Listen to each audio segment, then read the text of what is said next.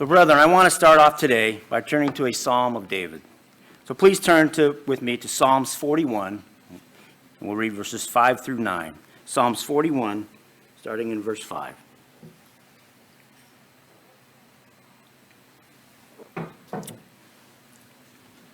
Verse 5 of Psalms 41. My enemies speak evil of me. When will he die and his name perish? And if he comes to see me, he speaks lies. His heart gathers iniquity to himself. When he goes out, he tells it. All who hate me whisper together against me. Against me they devise my heart. An evil disease, they say, clings to him. And now that he lies down, he will rise up no more. Even my own familiar friend, in whom I trusted, who ate my bread, has lifted up his heel against me. The backstory of these verses is this. King David had been sick, and his enemies came to see him. They seemed concerned when they visited him, but in their hearts, they were happy he was sick and wasn't doing well, so they left his side and went to spread stories about him, that he was about to die. In verse 9, David says, even my own familiar friend in whom I trusted, who ate my bread, has lifted up his heel against me. It was even a familiar friend that David had put trust in that was spreading a lie about him. How hurt and discouraged David must have felt. Brethren, as we begin today, I would like us all to stop and think about a time in our own lives where we were let down by an untruth someone said about us. Maybe we can still remember the hurt we felt about it, or the hopelessness, and maybe like David, it was done by a familiar friend that you trusted. Or maybe we were the ones who stretched a story and told an untruth about someone, which in the end deeply hurt them, and we still feel bad about it today. In Leviticus 19:16, it says, you shall not go about as a talebearer among your people, nor shall you take a stand against the life of your neighbor. I am the Lord. Now, in today's society, the word talebearer isn't used very often. But this word specifically references the action of walking about and sharing information. Other translations say spreading slander, or go about saying untrue things. And do not spread slanderous gossip, it says. And that brings us up to my main topic today, which is gossip. Gossip. We have all been on the receiving end of gossip. And if we are honest, we have all been guilty of it ourselves. And it's an oddly specific sin to be mentioned as often as it is in the Bible. Brethren, we all know we should not lie. So why is there a separate, unique rule against gossip? We are all aware that gossip is wrong, but we may not be aware of how deep the damage and hurt the sin can cause, or all the way that we fall into it in our own lives. And when we talk about the topic of gossip, aren't we really talking about the idea of one's reputation? Because gossip attacks someone's reputation and attacks someone's character. In God's plan, brethren, God is investing so much in us. He wants to be sure of who we are to the core. And it's important to him that we have godly character by faith and experience, so that in the end we can finally be members of his family. And brethren, our Creator, our character matters to God. And in turn, our reputation based on that character matters to God. And slander, brethren, destroys that reputation. Interestingly, you can harm a reputation with false accusations, as well as with true statements. And that might be one reason that God condemns gossip apart from lying. And gossip can sometimes be a complete lie. But it doesn't have to be a lie at all, does it? Sometimes it's 100% true, or sometimes partially true. But it is always something that will put the person in a negative light. In this message, I want to take a closer look at gossip and the reputation under attack. Here are a few questions that we will consider today. Where did gossip begin? Why is it such a big deal to God? Why are the motives and tricky parts that make up gossiping so hard to avoid? What is the solution for gossip? And lastly, how should we respond if you're a victim of gossip? So let's start off today by looking at the definition of gossip. Webster's Dictionary defines gossip as casual or unconstrained conversation or reports about other people, typically involving details that are not confirmed as being true. Slander in the Bible is similar. It means to give an evil report, whispering, or defamation. What we choose to share, unless we are careful, can make others think less of that person. So it's negative, because slander seeks to point out a shortcoming of another person. Even if all of our story is true, if it is negative in any way, putting the person in a bad light is gossip. To put this in perspective, it's actually a crime in the United States. In this country, we have defamation laws. There are categories of slander and libel, which means it's slander in print. The list of things that you can be criminally charged for is surprising. This is just a short list, such as claiming that a person committed a crime, claiming that a person is infected with a contagious disease, claiming that a person is unable or lacks the integrity to perform one's employment duties, claiming that a person has engaged in adultery or fornication. So are we careful to speak well of other people? Brethren, we need to make sure that our words never put anyone in a bad light.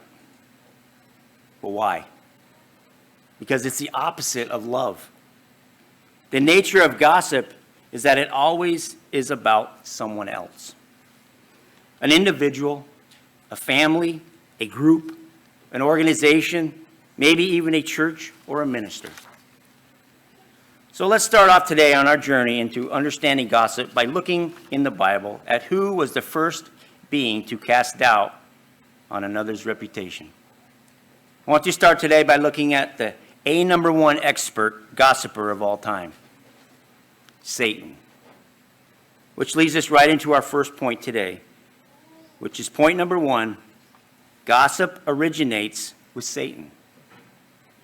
Gossip originates with Satan. Brethren, we don't have to go very far into the Bible to find the first example of gossip. In the Garden of Eden, Satan, in the form of a snake, gave some information to Eve about God that gave a false representation of him. And Eve believed the information she was told. And in this case, it was certainly a lie. Gossipers are especially good at presenting their words in a convincing manner. They want their information to sound believable. If they are unable to do that, they can at least sow doubt in the listener's mind. So let's see how Satan was able to sow doubt in Eve. So please turn with me over to Genesis 3. Genesis 3, and we'll read verses 1 through 3.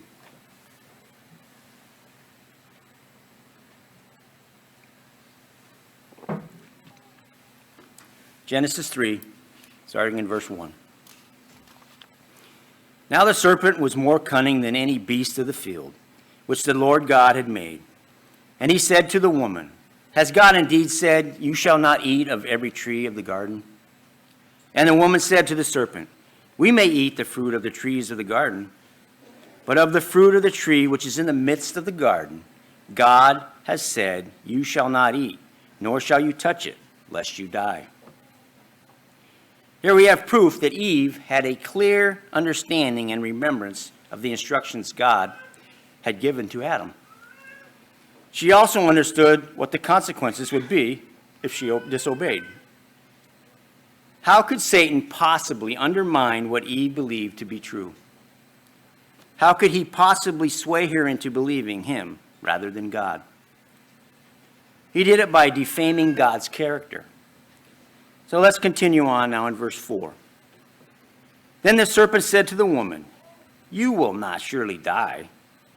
Verse 5, for God knows that in that day you eat of it, your eyes will be opened, and you will be like God, knowing good and evil. Satan here offers Eve some new information that she has no way of verifying. In her mind, it sounds plausible. It also gives the impression that God is withholding something that is good for her. You will not surely die is the first recorded lie in the Bible because it totally contradicts what God said. And what that lie did was put doubt in Eve's mind.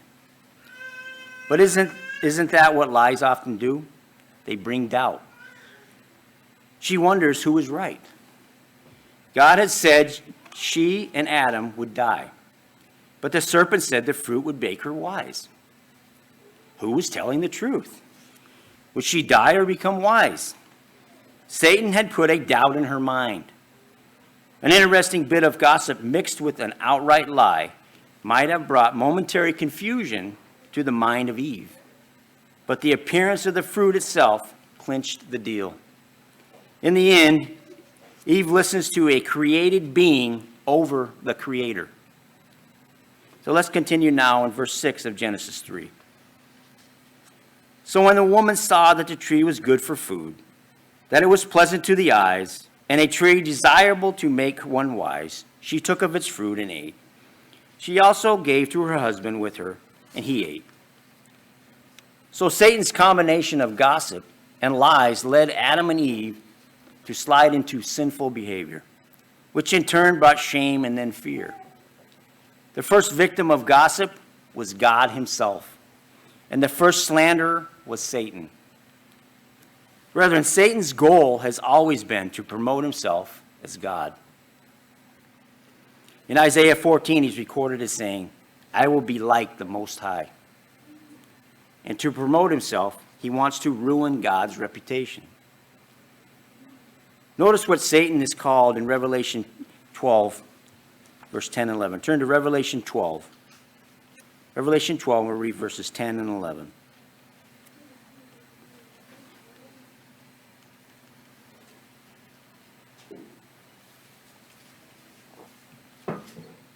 Revelation 12, starting in verse 10. Then I heard a loud voice saying in heaven, now salvation and strength and the kingdom of our God and the power of his Christ have come. For the accuser of the brethren, who accused them before our God day and night, has been cast down. Verse 11. And they overcame him by the blood of the Lamb and by the word of their testimony. And they did not love their lives to the death. If you read on, verse 12 continues and references that this is about the devil. We also need to remember Satan is the accuser of the brethren. We can even see in the book of Job that he spread negative information about Job. Job 1, 9 and 10 say, so Satan answered the Lord and said, does Job fear God for nothing? Have you not made a hedge around him, around his household, and around all that he has on every side? In these verses, Satan was making a judgment of Job.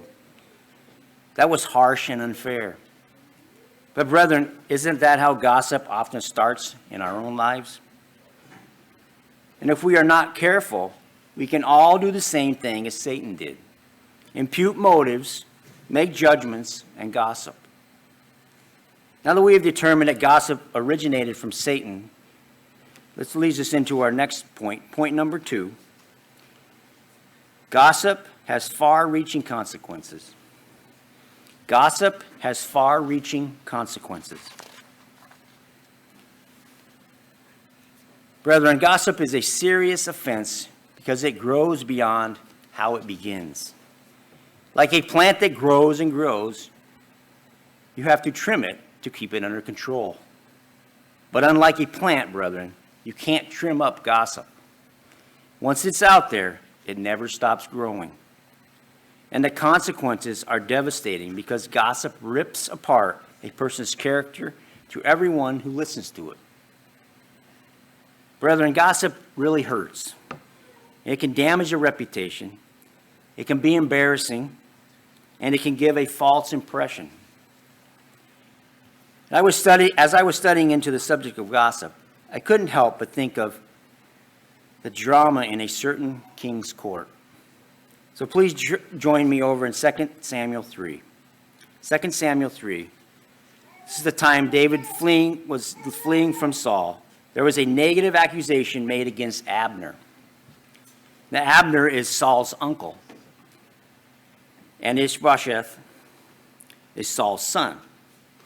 I'll read out of the Christian Standard Bible for these verses. 2 Samuel 3, 6 through 13. During the war between the house of Saul and the house of David, Abner kept acquiring more power in the house of Saul. Now Saul had a concubine whose name was Rizpah, daughter of Aiah. And Ishbosheth questioned Abner, "Why did you sleep with my father's concubine?" Now in that time, a conquering king would often take control of the harem of the predecessor. And since a kingdom typically continued through descendants, this was a sign of dominance over the future of the king.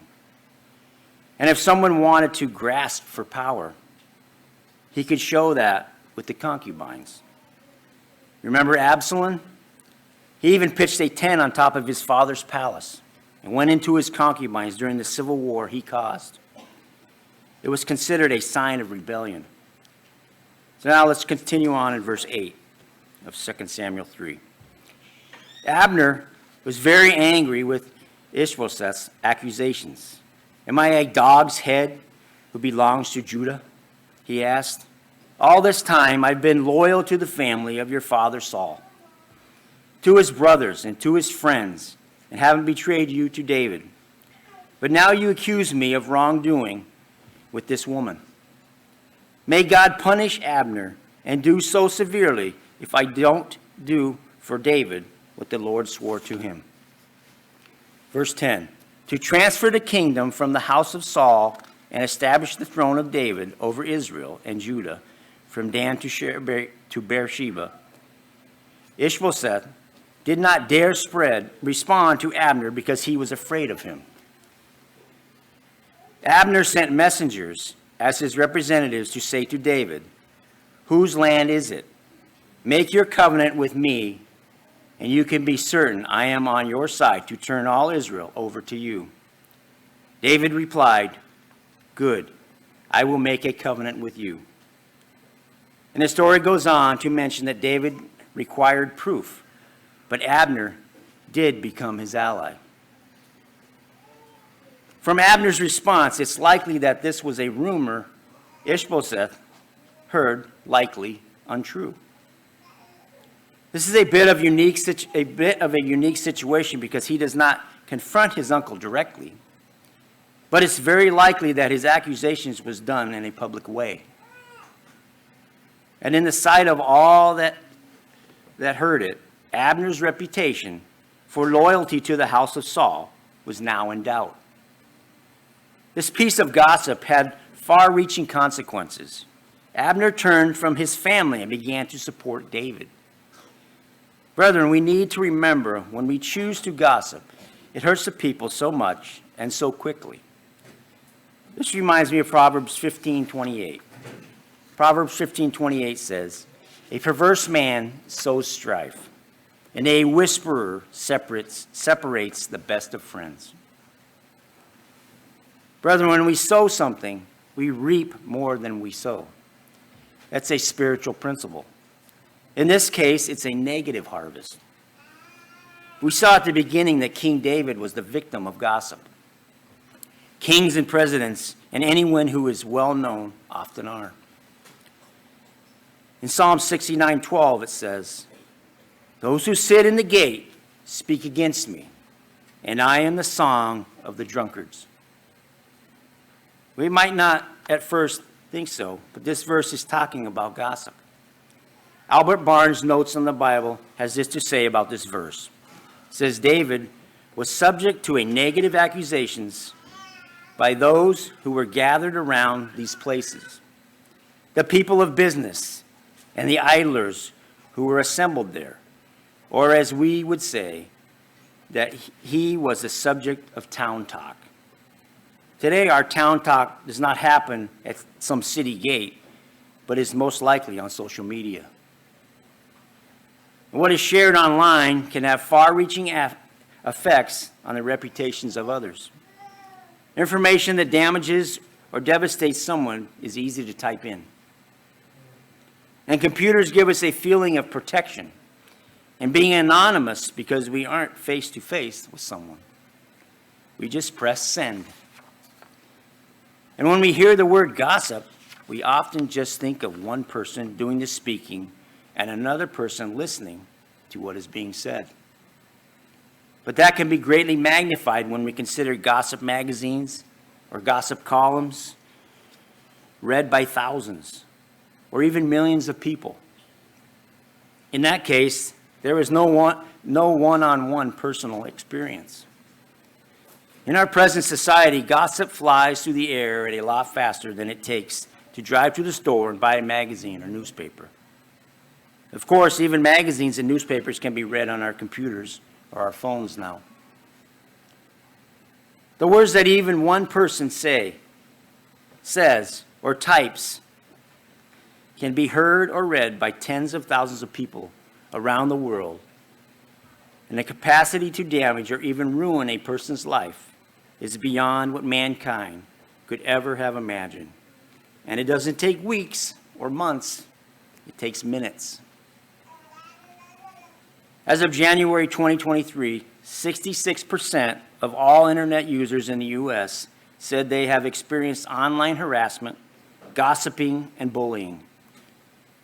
And high school students who experience verbal harassment and gossip online are nearly 2 times more likely to attempt suicide. That's from the New York Times. Brethren, we need to remember it matters to God how we use our words. And everything that comes out of our mouths should be filtered first in our minds. Things to ask ourselves might be, is this an uplifting comment?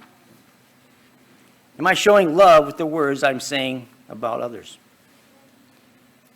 Am I mocking others with my words? Am I hiding the sins of others, or am I eager to make them known? Sometimes we may think, well, I'm only sharing things about others with my family, so it's okay. But it's not okay. It is still a sin, brethren, and it will separate us from God. In this sermon today, I want all of us, including myself, to realize gossip is the opposite of love. And the Bible says that we will not go unjudged. In Matthew, it mentions this. Matthew 12:36 and 37 says, "But I say to you that for every idle word men may speak, they will give account of it in the day of judgment. For by your words you will be justified, and by your words you will be condemned." These 2 verses are heavy, serious words for all of us to consider and take to heart. Christ was speaking here to the Pharisees. But why was he being so hard on them? Well, he tells us in the 2 previous verses. So let's go there. Matthew 12, we'll read verses 34 and 35. Matthew 12, verses 34 and 35.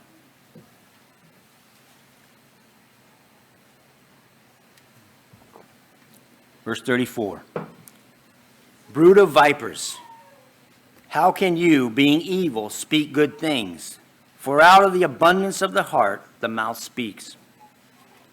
A good man out of the good treasure of his heart brings forth good things, and an evil man out of the evil treasure brings forth evil things.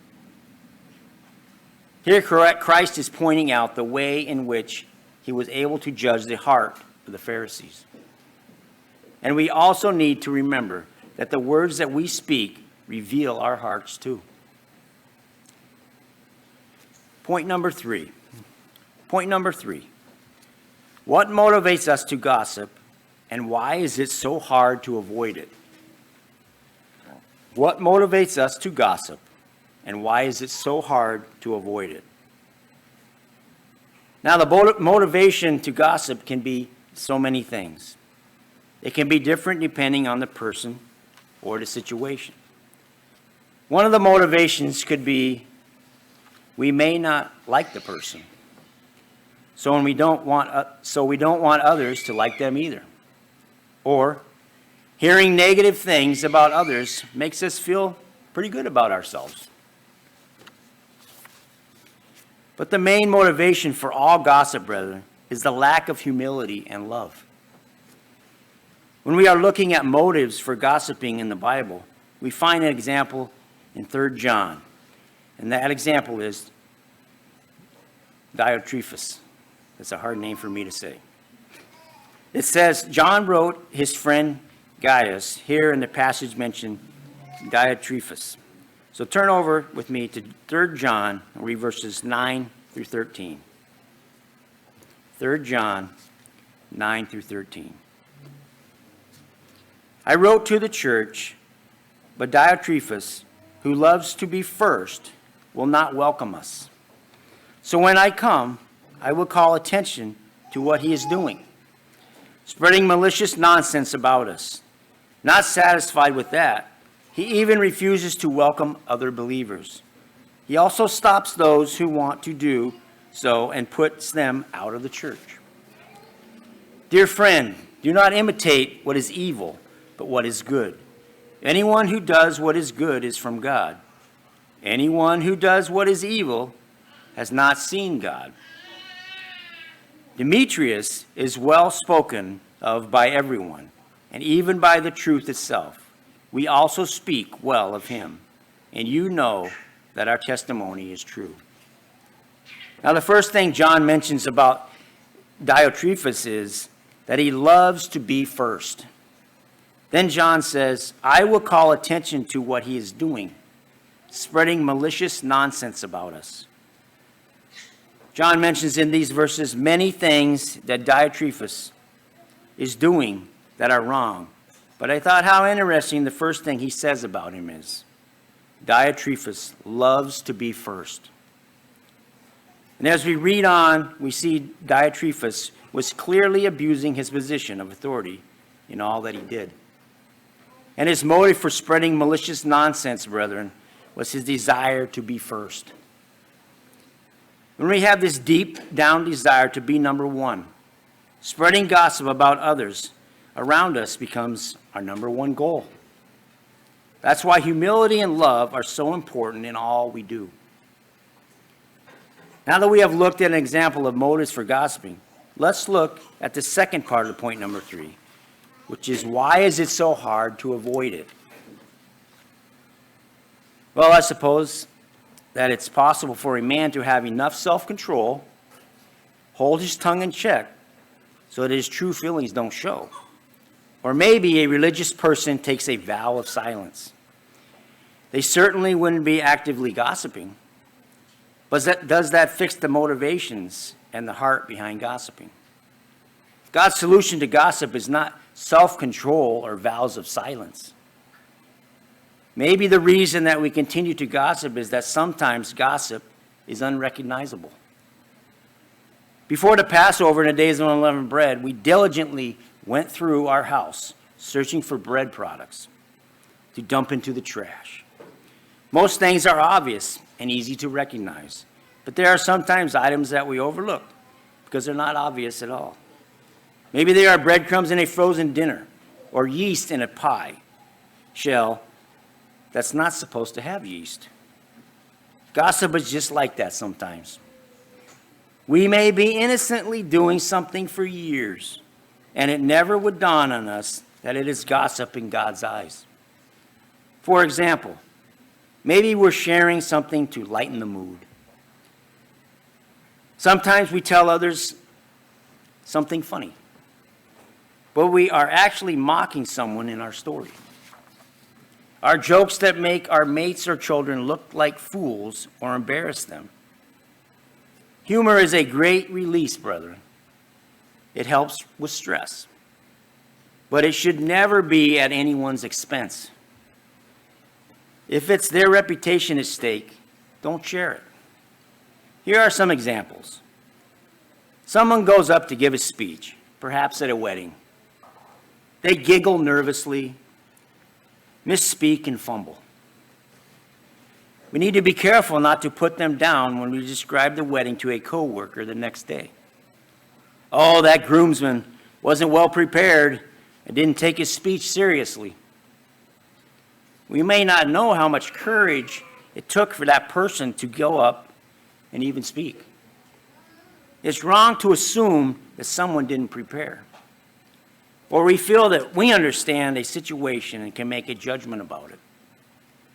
We often overlook the gossip we engage in because we have disguised it with another name, by calling it empathy. Oh, I feel so bad for Mr. So-and-so.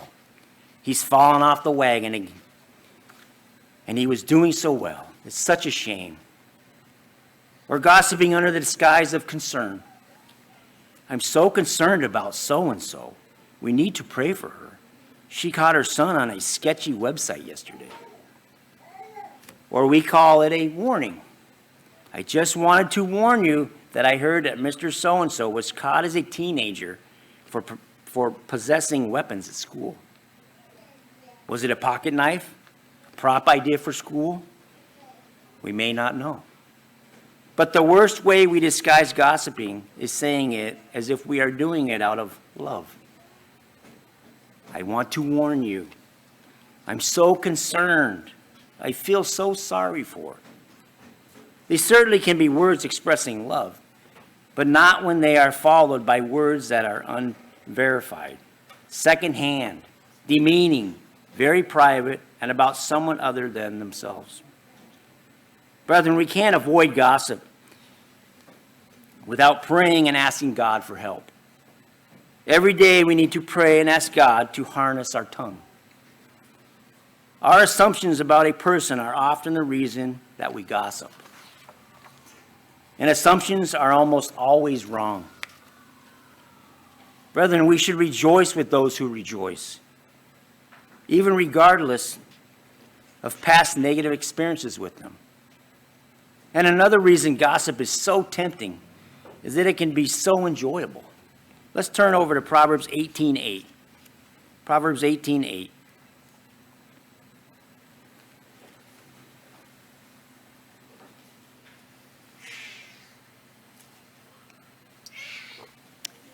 Verse 8 of Proverbs 18. The words of a talebearer are like tasty trifles, and they go down into the inmost body. Who doesn't want to be the bearer of a box of chocolates? Everyone will want to be your friend. You're flattered. And on the receiving end, chocolates are so enjoyable. Knowing the dirt on someone can be so satisfying to our human nature. Or sometimes we may be gossiping because we are complaining. In this case, complaining about a person. They may not be doing something a way you want them to do it. So you complain to anyone who will listen. We might be looking for someone to take our side in a dispute or a disagreement. So we trash our mates or our children to whomever is willing to listen to our one-sided, biased narrative. Gossip is hard to avoid because we forget who we are supposed to bring things to. Brethren, all our complaints should go to God. If a mother has a problem with a child, she needs to have a discussion with the child first, and then, if necessary, privately with their father. For marriage issues, a minister can be called upon to help. The goal is always to involve as few people as possible. Each conversation should be joined with prayer so that we carefully act with loving concern and humility towards the other person. We're our family, brethren, and when we're motivated by love, each participant respects the privacy of others. And as we think about our motives behind gossip, we need to be especially careful not to gossip about our immediate family. They are the people we know the best. We know their good habits and we know their bad habits. We know how they bless us and how they annoy us. We see them at their best and we see them at their worst. The point is, does anyone else know some of the negative things about them because they've heard us complain about them? Did we just want to get it off our chest? Gain some sympathy from others? In a marriage, it is particularly important not to share about troubles with our spouse with everyone. We need to build up our spouse. We don't want to be causing others to think less of any of our family members because we have spoken about things that shouldn't be shared outside the family. Now let's move down to point number 4. Point number 4, what is the solution to gossip? What is the solution to gossip? In short, confidentiality. We started to touch on this point, but I want to share the scriptural support. So let's turn to Proverbs 11. We'll read verse 13. Proverbs 11:13.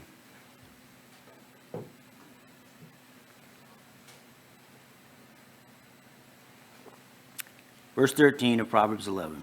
A talebearer reveals secrets, but he who is of a faithful spirit conceals a matter. And in the New Living Translation, it says it this way. A gossip goes around telling secrets, but those who are trustworthy can keep it confidence. Proverbs 21:23 says, whoever guards his mouth and tongue keeps his soul from troubles. We hinted at this idea in our introduction. Putting a guard on our mouth means that we watch and only let certain words come through.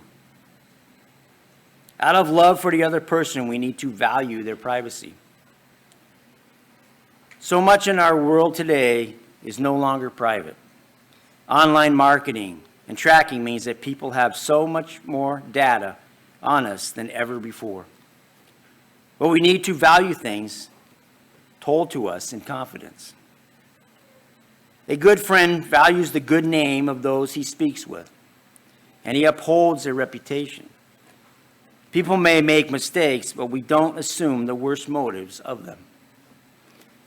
Another solution to gossip is measuring our words. Proverbs 17:27 says, he who has knowledge spares his words, and a man of understanding is of a calm spirit. Here's what Matthew Henry, whole Bible commentary, has to say about this verse. By the good government of his tongue, a wise man will be of few words, as being afraid of speaking amiss. He that has knowledge and aims to do good with it is careful when he does speak, to speak to the purpose, and says little in order that he may take time to deliver it. He spares his words because they are better spared than ill spent. Did you catch that? He takes time to deliberate. Why? Because some words are hurtful. Some information is slanderous. I can ask myself, does what I'm about to say benefit the person I'm talking to in any way? He also says that our words are better spared than ill spent. Better to say nothing at all than to say something wrong.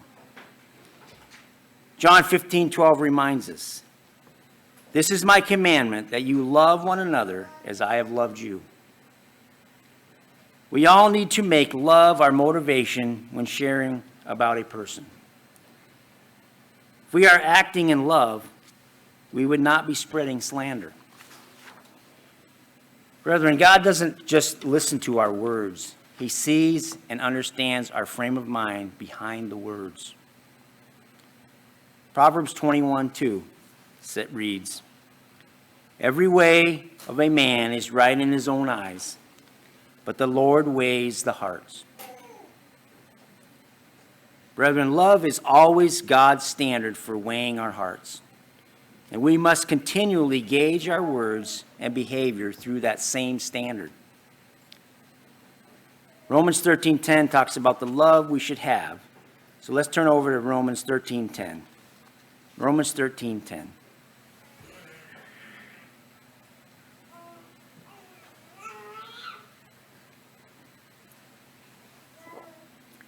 Romans 13:10. Love does no harm to a neighbor. Therefore, love is the fulfillment of the law. Brethren, when we truly love one another, we lift them up to others. We can't love someone by demeaning them, deliberately exposing their flaws to others, spreading half-truths about them, or embarrassing them. What we say begins with what we think, and what we think should be whatever is true and lovely and of good report. And the rest of the list in Philippians 4:8. Brethren, so far we have talked about recognizing gossip and the motivations behind it. We've talked a bit about the remedy and solutions when we slip up and fall into gossiping about someone else. But now I want to look at gossip from another angle. Point number 5, what do we do if we are the victim of gossip? What do we do if we are the victim of gossip? How do you respond if you're the target of gossip? I think that this is just as important because we can be tempted to retaliate or share what happened to us. There were people in the Bible who were victims of gossip. One victim of slander gossip was Jeremiah. Turn to Jeremiah 20. Jeremiah 20. We'll read verses 10 through 11. Jeremiah 20.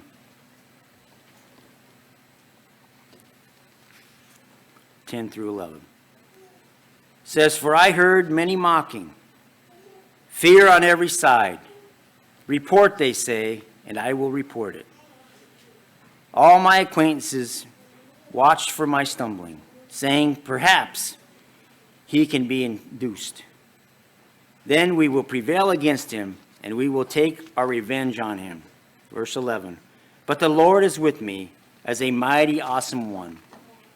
Therefore, my persecutors will stumble, and I will not prevail, and will not prevail. They will be greatly ashamed, for they will not prosper. Their everlasting confusion will never be forgotten." Jeremiah's enemies were watching for any mistake he made, ready to report it. Many mocked him, attacked his reputation. But what did Jeremiah do? He waited on God. And we need to follow Jeremiah's example, brethren, and wait on God in our lives, also when we are the victim of gossip. So let's notice a few verses in Psalms 31. Psalms 31, turn over to Psalms 31, we'll read verses 9 through 11. Psalms 31, starting in verse 9.